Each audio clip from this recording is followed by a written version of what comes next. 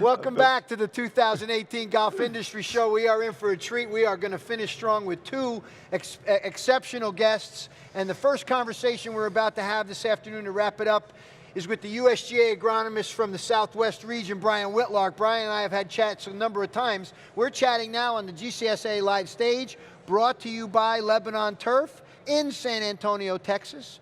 Brian, there's been a lot of buzz about the potential revisions to the, I think the last time they were looked at significantly was when Hummel did them in the early 90s. Well, 2004. Hummel did them in 1993, and then we revised them. In 2004. The last update was 2000, so it's been 14 years. So that feels like a long time with all the things that have changed. So let's see. You got to believe if anybody, even if they have absolutely nothing to do, why they would be watching us talk about the revisions of the USGA Green, we have to assume they know what a USGA Green is. But if I had to give an elevator speech about it, I'd say it is an engineered soil in an engineered profile designed for specific physical properties to maximize drainage. Well said. And then playability. It's a sand-based system that drains well and will hold up in any environment, anywhere in the world. That's correct. And so, you know, back in the day, before the 1993 revisions, the favorite term from everybody in the early days of the golf boom was, I built a modified USGA Green. Yeah. So I believe it's like pregnancy. You either have a USGA Green or you don't have a USGA Green. Pretty much it. There's not really a big in-between there. Not much in between. But everybody was getting away with it for a while. So talk to me for a minute in general. Right? The USGA has invested enormous amounts of resources in the concept of a uniform system to build putting surfaces, right? That's that right. can perform around the world and have successfully for the last two decades for sure. Yeah, absolutely. So obviously, talk about the USGA's commitment to this as an organization. Well, the origination of the USGA Green, the research came because when the golf boom, when just people started playing more golf, there was a lot of traffic and a lot of compaction, and greens were failing on the old kind of push-up style greens. So I'd say, we need to make this better. Yeah. So in the 50s, there was about a decade of research that went into the original design or conceptualization of a sand-based system. A new engineered sand-based system. So in 1960, they were first released. And honestly, the concept, that idea hasn't changed. Hasn't changed at all. No.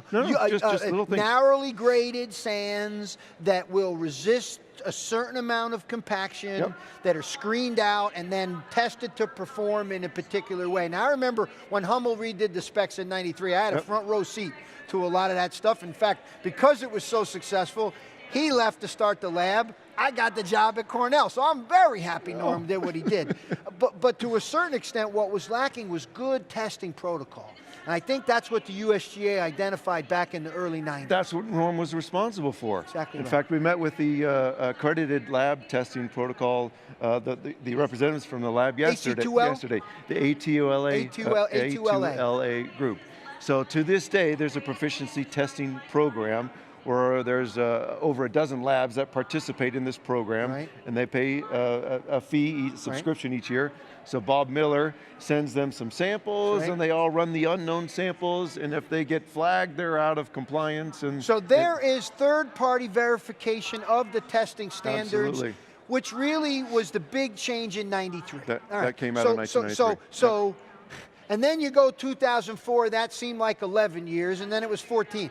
There's a process that it seems like, why did you revisit them in '04? Well, we keep looking at ways to make building the green cheaper. So for example, the drainage component used to be 10-foot spacing. We went to 15-foot spacing. Okay, cut down on drainage pipe, gravel. Cut down on draining pipe. The root zone used to be plus or minus ½ an inch. It was relaxed to plus or minus 1 inch in 2004. Just trying to be more sustainable, find ways to make the green cheaper, use local materials. And now, 14 years later in 2018, we're still subscribing to that, and again, trying to find ways to make it cheaper, and we're encouraging using local materials, and there's a much better explanation in the current recommendations about explaining to the reader, how do you choose a root zone for your site conditions? There you go. Because now, again, I think the other thing I remember from the 93 redo was the coarse sand layer was sort of taken out as a requirement. The intermediate layer. Intermediate layer was taken out as a requirement. And to a certain extent, I think I recall, you don't have to put organic matter in. You got a sand that works physically. That meets the criteria. Absolutely. Another way to save money, Absolutely. right? In fact, I just worked with a course in Sacramento this past year where we looked at a bunch of different sands. We said, well, what one can we find that is local, and maybe we don't need to use peat, or maybe we don't use an organic amendment. Maybe we can save the club $50,000, $100,000. And sure enough, we did. Okay. We did enough testing where we found a sand that actually didn't quite meet the USGA recommendations. It was a little bit finer, but the performance characteristics were very good. And I want to make it clear that if you want to build a green that meets the USGA recommendations, absolutely, we're more than happy to do that. If you want to build a green that is outside of the recommendations, that can be perfectly successful that's right. too. And you'd say probably some of the flexibility came from the good lab testing. We knew what the numbers mean. Now we have good science. Imagine that. And here I should have picked up on that sooner than you did, young man. But that is exactly right. Because we have these testing standards, and because we understand the principles, and then let's transition to now you're revisiting them, right? So it looks to me, if you pay anywhere attention to this, it's almost like, I wouldn't say this is happening, but you got to wonder if it's just human nature. There was a growing body of evidence for things like the gravel layer potentially causing an issue. The ability to change depths of the materials, right? Right. Maybe the way we test the gravel in general. There was a body of evidence that was suggesting maybe there was another way to improve it. Is that why you guys, when did you start embarking on the 2018 revisions, and how has the process gone? Describe the process a little bit. Okay, so Jim Moore initiated the process. Of course, James Francis Moore from Hoboken, New Jersey. Mr. Texas A&M. He says he was born in Hoboken. So he initiated the process when he's since retired, as you know. Yeah. So about 18 months ago, this process started. And Jim's been leading it. And Jim was leading it, and then Elliot Dowling and myself kind of took over that, trying our best to follow in Jim's footsteps. So we formed a small committee on the USGA Green section, and we organized this to include representatives from labs, architects, golf course superintendents, builders, material so testing wide labs. Scan, we wanted lots of input. Anyone that's involved in building the green, we wanted them involved, and we wanted their input. So, okay, you and I have been around this business long enough. You invited those people, but I'm not sure I want to hear from all those people all the time. That had to be a bear to manage. Well, that so input. we had 3 online meetings, online discussions, and it took you got a lot of people with skin in the game. About 3 hours each meeting to go through the recommendations from the subgrade all the way to the gravel, to the drainage, to the root zone. Right. And a very engaging discussion, a lot of input that eventually and that's why this took 18 months. We compiled all this information, and then we brought Norm Hummel in again. Right. So we put all this information into Norm's hands, and we had some back and forth, and Norm wrote the revisions for us. Excellent. Who better to do it than Well, of course, Dr. Hummel? now that he's retired and collecting all kinds of government benefits, and if he's watching, he's probably making sausage as we're talking about this. Or chorizo. He owes me a chorizo recipe. That's very good, because we've been talking about making prosciutto for a little while. So now you're at the end of the 15 months of doing this. You have the input. Can you give us when we're going to see them in print? I don't want to put Norm on the clock here, and also, are there some critical changes you think have been made we should start making the listeners and the folks here at the show aware? Okay, so first of all, next Friday, February 16th, in the Green Section Record, you will see the new revisions to the putting green recommendations. Congratulations, 15 months of work. Hey, right? Because you become the face of this. I was reading a blog post the other day that you wrote about it.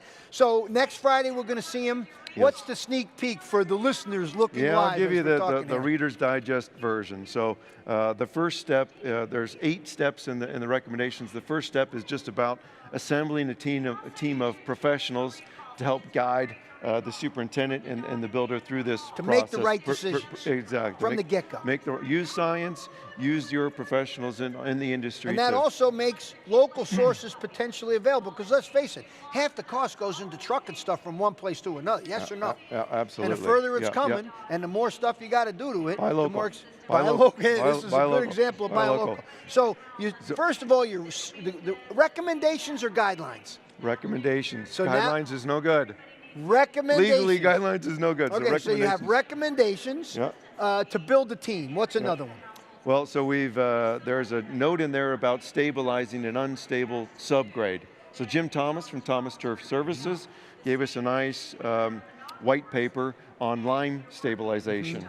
So you not only have the geotextile fabric, you also have an option of using lime, and also a note just about reaching out to your local soil engineer. Hey, look, I have an unstable soil. How do I fix this situation? All right. So pretty simple. So stability. What's else?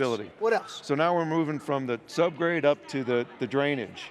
All right. So now the recommendations call you need to have clean out ports, flush outs, right, good. Upstream and downstream of the putting green, which has been done in the past, but now it's spelled out in the recommendations. Yeah, you got to codify these things. Also, the perimeter drain, smile drain, often referred to. It used to be it was just to the first set of laterals in the drainage spreader. Now, it's to encompass all low-lying areas in the putting green. And it's got to go right up against the perimeter of that green, not 6 inches in, not a foot in. Right on the perimeter. And a lot of times, as you know, at the low end of these putting greens, they stay a little bit wet. They do. Right? Well, I had Dan Dinelli earlier. He stitched some rope in there. We don't need to go down that wormhole. We actually are getting close on time, so I want to. Oh, all right. The gravel's the next one, right? Yep. I'll just do a little Reader's Digest version myself. Please. The pH of the gravel, because of the perception of the idea that it's creating the iron layer that Soldat and Kreiser and so there's not enough found. information now, but the initial investigation revealed that if you have a acidic pH root zone or a neutral or alkaline gravel, and you're going to put a bunch of ferrous sulfate on that green, then you may create an iron oxide. And a lot of guys put a bunch of ferrous sulfate. Absolutely. So it's just a warning and a recognition of that, and we're working on solutions to prevent that. And I imagine the next one has to do with depth. Are you allowing variable depths? I'm glad you asked that. I'm sure you are. No. You're not allowing variable depths. You're going to make it be 12 No, we are inches. very intrigued with that idea, and the research supports that idea. But there's no specs on how to build a variable depth green.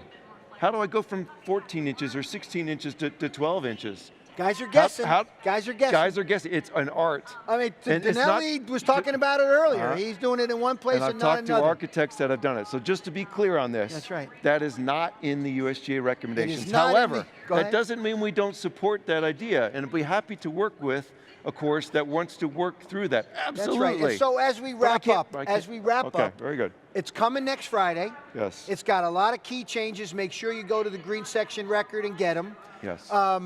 And what I liked, and a perfect way to end this segment, is your willingness to work with the people. I think there was always this perception, well, you're either going to build it just like I said, you're going to build like this or not.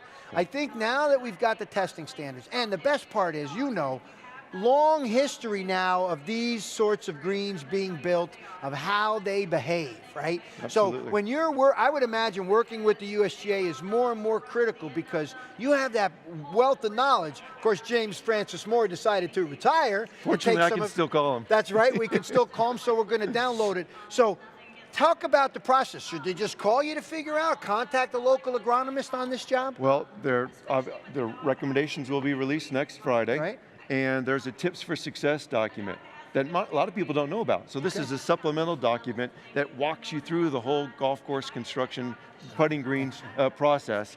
And this is going to be updated as well, not next Friday, but soon.